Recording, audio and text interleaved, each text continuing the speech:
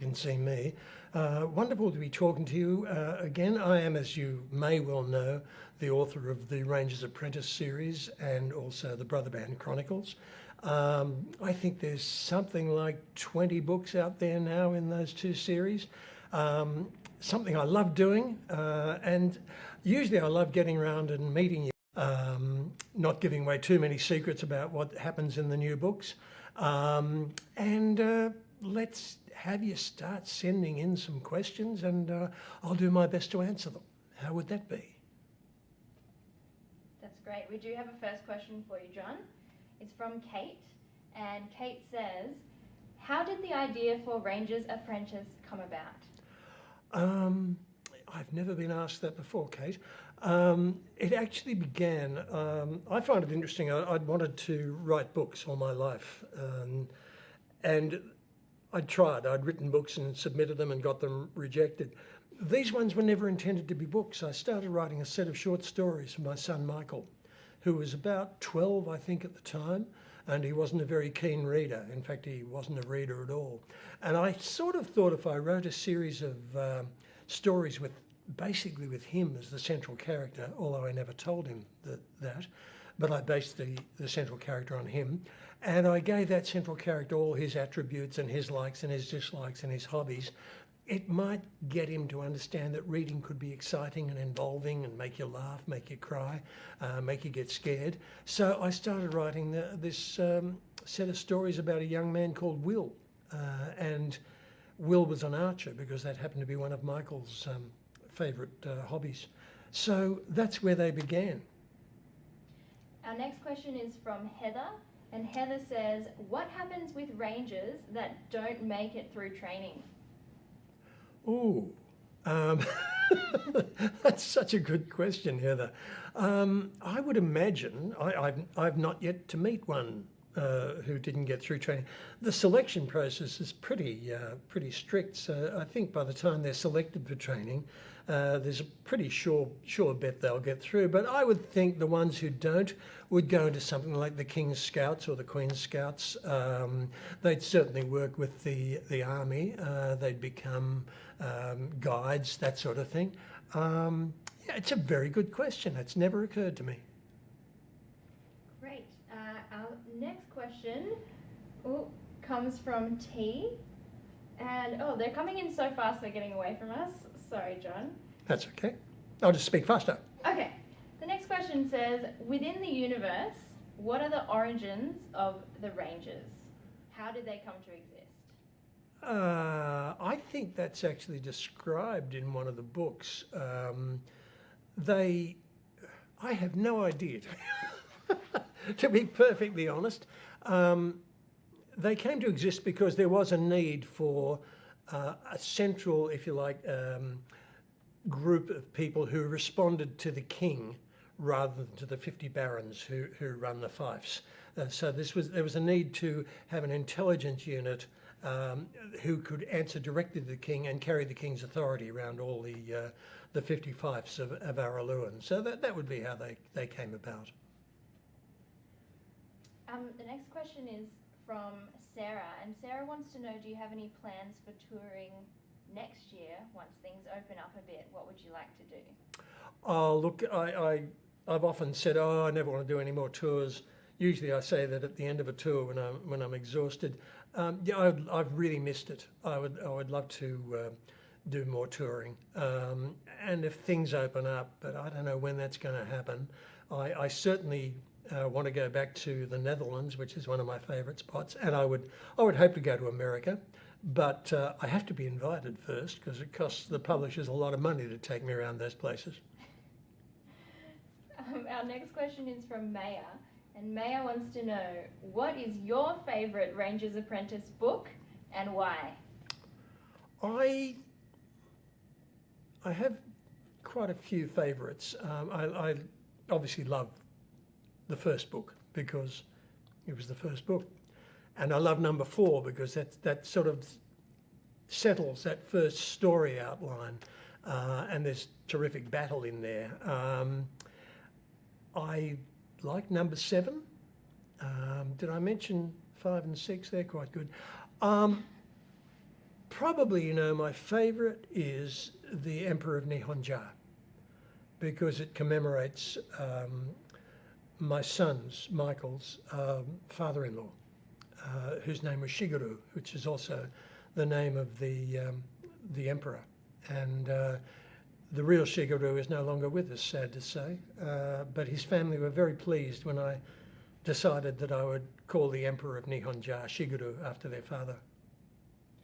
This is probably a good question to follow on from, because Libby wants to know, how did you come up with all of the names and characters and places in the books? It is a good question. Well, Will and Holt came about. Holt is a strange name to give someone, I must say. The German publishers, didn't quite understand that, because they changed his name to Volt, because they said Halt means stop in German. I didn't like to tell them it means stop in English as well. But yeah, so Will and Holt, they came about because I wanted short names. I read an interview with an author called Ian Fleming, who said, always give your main character a short name, 4 letters, no more, because that's the name you'll be typing most often. So I called my central characters Holt and Will, and not McGillicuddy. I'd still be working on book 6 if I'd done that. The place names often come from old Roman place names for places in Europe. Hibernia, for example, is the old Roman name for Ireland. Araluen is an area in New South Wales where my father was born. Iberon, that's the Iberian Peninsula, which is again a Roman name. Gallica is pretty obviously, Gaul, France. And Scandia is obviously a shortened version of Scandinavia. Arida in North Africa. It's arid, it's dry, it sounds a bit like Africa. Toscana is basically Italy, but it's taken from Tuscany. So, that's where they tend to come from. The names I'll often go through, particularly with Brother Band, I'll go through Danish and Swedish names. You can look them up online and just pull out whole loads of them. Sometimes when I'm touring in Europe, particularly, I get names written on little yellow post-its for people to have their books signed, and if it's a good name, I'll stick it in my backpack and save it. That's good. Catherine wants to know, who is next in line to the throne after Maddie? Well, no one yet. It's a very good question. It would be, presumably, whoever, if Maddie marries and has children, it would be one of them. Or if Evanlyn and Horace have another child, that could well be the case. Or it could be some distant relative who I don't know about. I don't know who it would be. James wants to know, how did the Rangers become so well trained, considering they had only existed for around 150 years? Well, I suppose you could ask, how did the SAS become so well trained, seeing as how they've only been around for about 50 or 60 years? 150 years is quite a long time to train people and to develop skills and to develop methods of teaching those skills, when you think about it. And it was a very concentrated sort of thing. So yeah, look, that's plenty of time to develop that sort of high-skilled training. Tristan wants to know, what things were changed or added when you adapted the short stories into the full novels that we know now? That's interesting. Initially, Horace was the villain.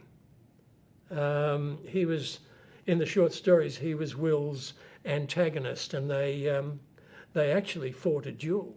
And I did 20 short stories originally for my son, and up until about 3 months ago, I'd used 19 of them in the books, most of them in book 1, one of them in book 2, but there was one, that was the duel between Will and Horace, that I obviously couldn't use because they didn't have a duel.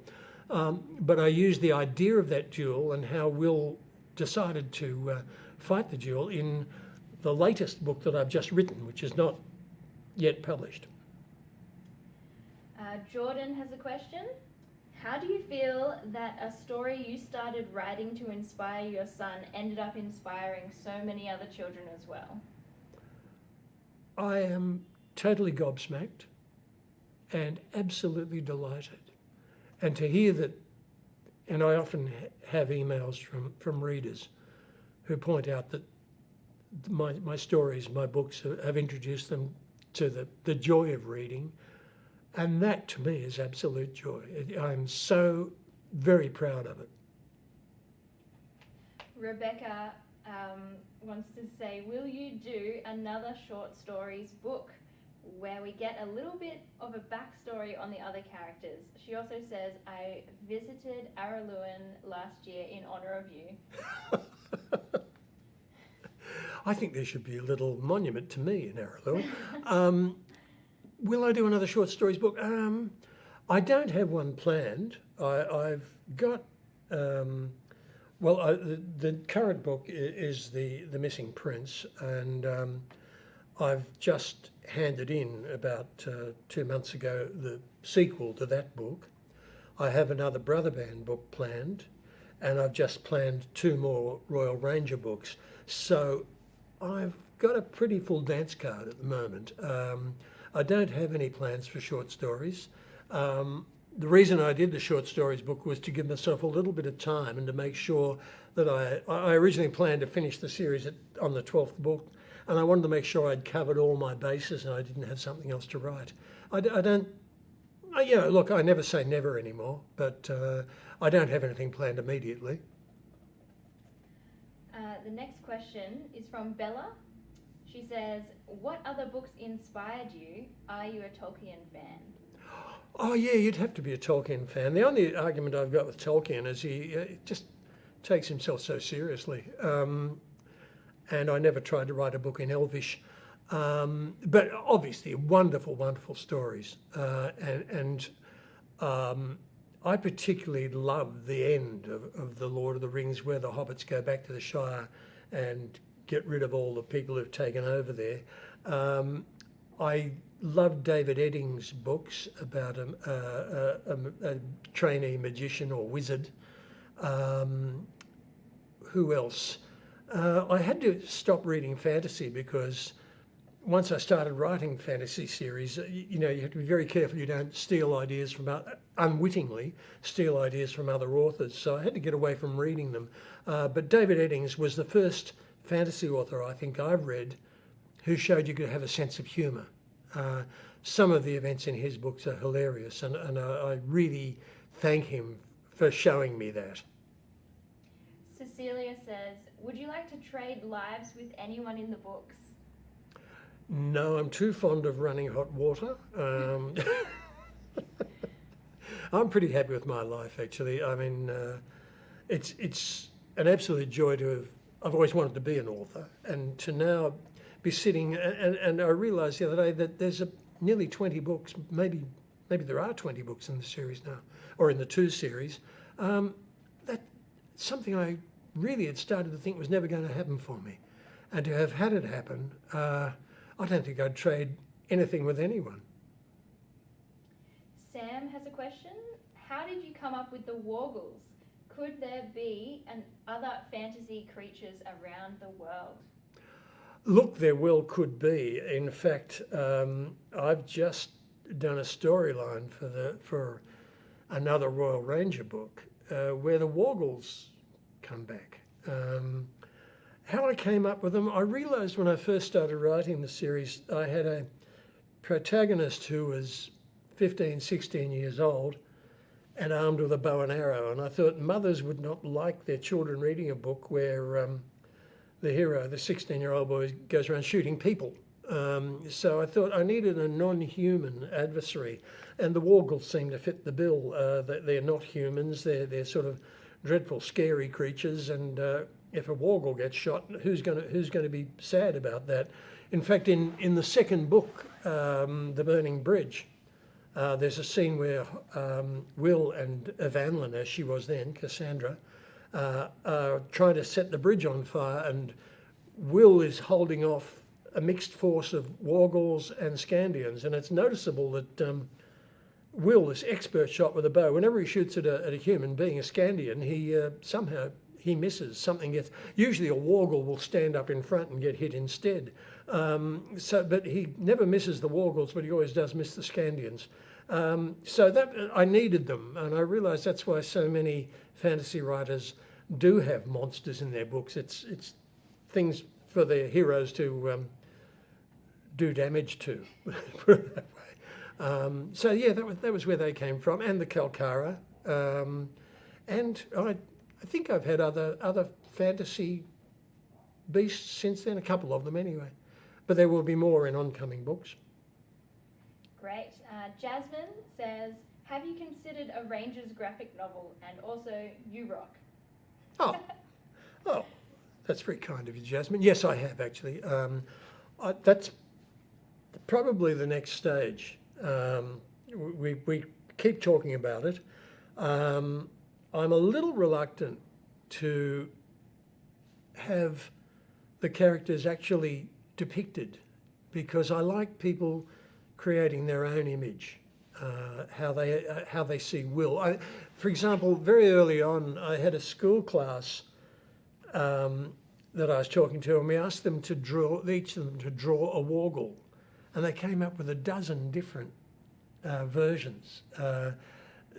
They'd created them in their own mind's eye, and I think that's one of the joys of reading. Again, you create your own people. We did have a picture of Will on the cover of book one, and I know a very close friend looked at it and said, that's not Will.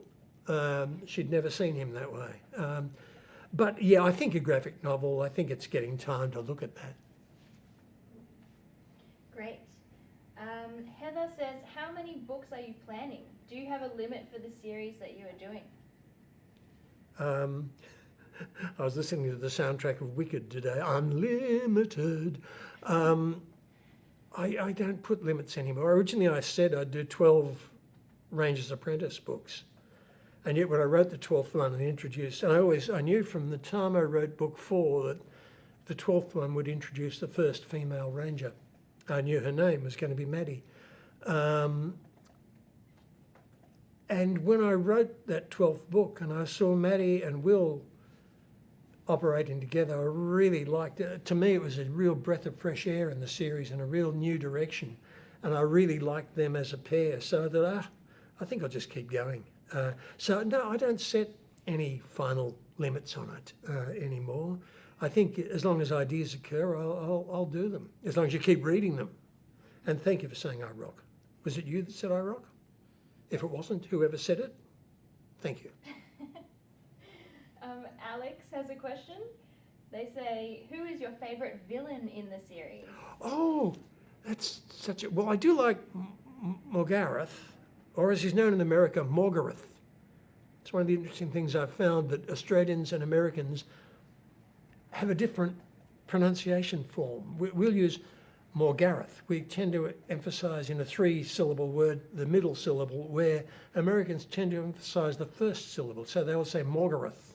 I do quite like him, but probably my favourite is that could be a spoiler for people who haven't read it. He's the knight who rebels against Cassandra and her father because he didn't set out to be a rebel, and he finds himself trapped in this. He's basically a good man trapped in a bad situation and turns into a bad man. I quite like him. Okay, literally everyone on this live stream wants to know, is there going to be a romance between Hal and Lydia? I could tell you, but I'm not going to. No, but there is a romance involving Lydia. In fact, the next Brother Man book starts with an engagement party. Right. But I cannot tell you who it's with. Look, I think most of you have guessed it. All right. This is a question from Lilla. She says, do you write some parts of the books to help your readers through difficult times? No, I don't. But I'm pleased to say that that's been the result of a lot of them. I've had quite a lot of people tell me, emailing me, and people I've met on tours who've said that the books did help them through difficult times. And that's a really lovely thing to hear, that I only ever set out to entertain. And when I find that my books have had a deeper effect on people, helping them to discover the joy of reading, or getting them through a difficult time, helping them through lonely times, sad times, it's very touching for me, and I feel very privileged, and it's something I love to hear. All right. Brandon says, what would be your best bit of advice for an aspiring author? Plan your work thoroughly before you start writing it. Always know where you're going to go. When I get an idea for a story, it's usually the beginning. What I will then do is, the next question I ask is, okay, how does it end?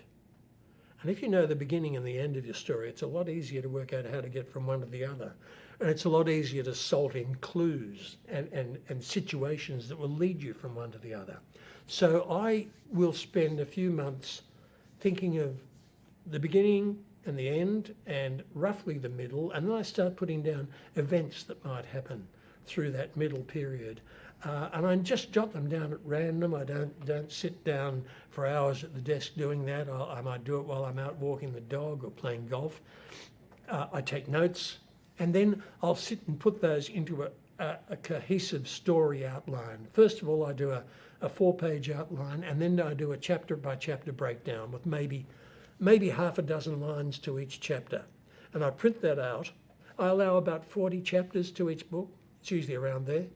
And I print that out and keep it beside me. And each day I write a chapter. The beauty of it is, each day when I start, and I write Monday to Friday from about 10 in the morning till 1 o'clock, each day I know what I'm going to be writing about.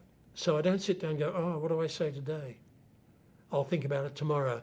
I know it's there on paper. Today's the day that they ride from one side of Hibernia to another, and they meet so-and-so on the way. Once you know where you're going, and it's a lot easier to get started and get there, and it helps prevent severe writer's block. So if you want to be an author, plan your work, be disciplined, give yourself a set time to write if you can do that, and stay to that schedule. Don't put off. Don't go, oh, I can't think of what I'm going to say today, I'll come back to it tomorrow. Don't do that, because you'll end up with an unfinished story. If it's ever happened to you, you start a story, you get about 15, 20 pages and just run out of steam, that's because you didn't plan where you were going. So plan completely and thoroughly. Great advice. Okay, this question's from Kate. Which book or storyline would you want to rewrite if you could make changes on a part you are unhappy with? I would not want to change anything. With the possible exception to the prologue in book 1, which is a little bit weighty and wordy, because I thought that's what you had to do when you wrote a fantasy. You had to do things like, in the time of the lesser gods. But I don't think I'd like to change anything, because what I've done has worked. It's like there's a musical called My Fair Lady, and the two writers of that, Frederick Lowe and Alan J. Lerner, when it was first staged, there's a ballroom scene where there were 3 chandeliers in the staging. They've made it a rule that whenever that musical is presented, there are always 3 chandeliers, because they have this fear that if they change that, it might change the whole show. That's illogical, but I can understand it. So, look, there are probably things that could be better, but whether I'd do them better, I don't know. And as I say, it's worked.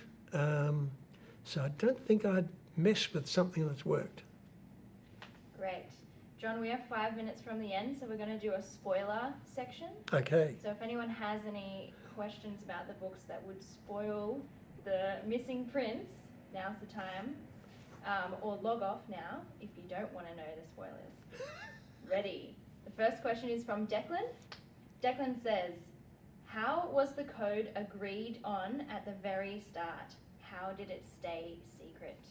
How was the code What code was that?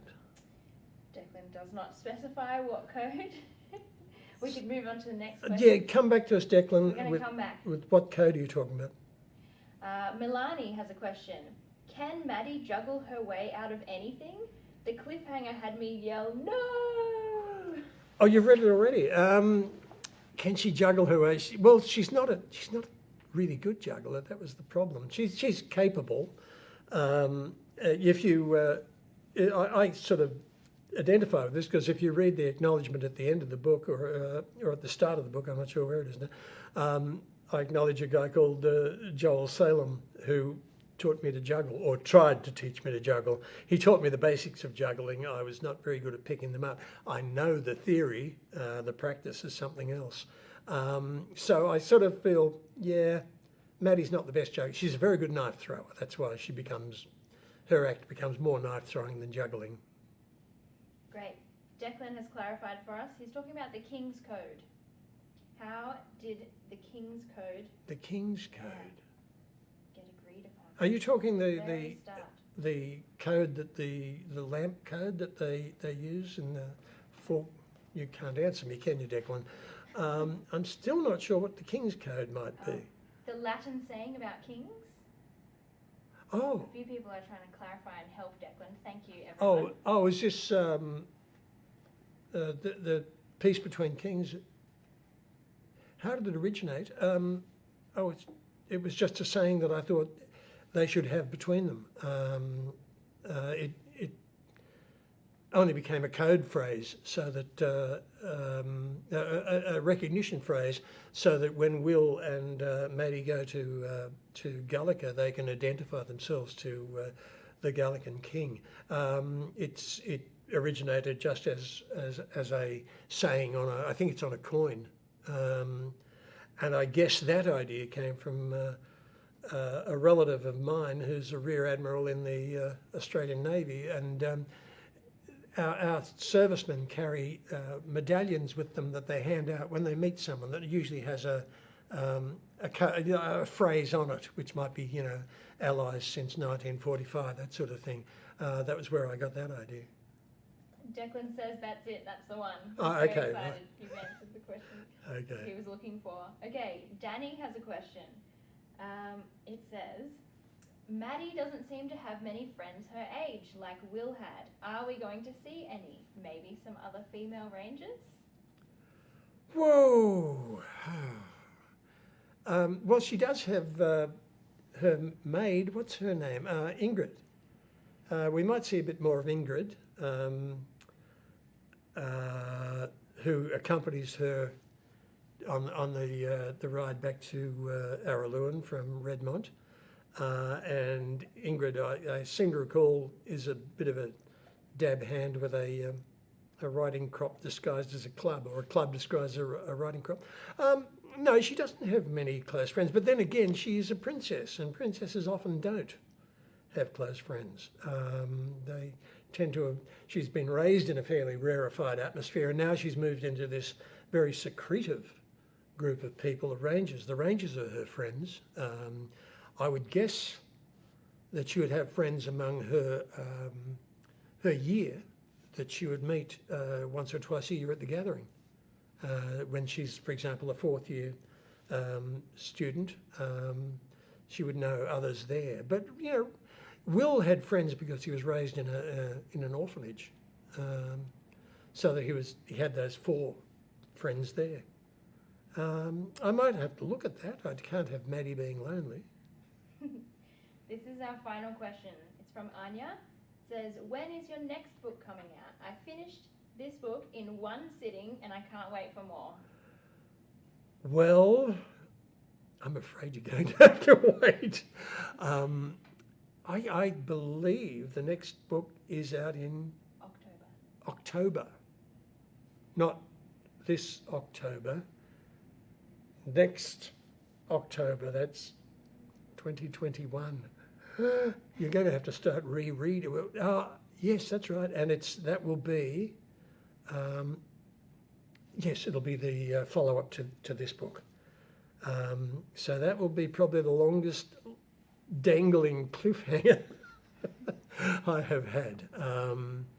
But then there will be another Brother Band book, and as I said earlier, there will be 2 more Royal Ranger books. And those 2, when they come out, will not be cliffhangers. There will be a complete story in each book.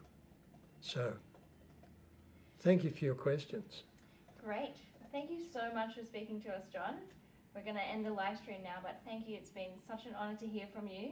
And The Missing Prince is out now in Australia and New Zealand. Out now. Thank you all very much. Thanks for your questions. I'm sorry if some of them caught me on the hop, I've got to say. There were some really curly ones, which means they're good questions. I love the way you all look into the stories and into the people, and you have your questions about them. And if I can't answer them directly, I'll think about them over the next few weeks. If you've been disappointed in an answer to your question, send it to me again to my email, which you can find on the website. And if you send me an email, I'll answer it, okay? But thank you for participating today. It's been lovely talking to you. Wonderful. Thank you so much, John.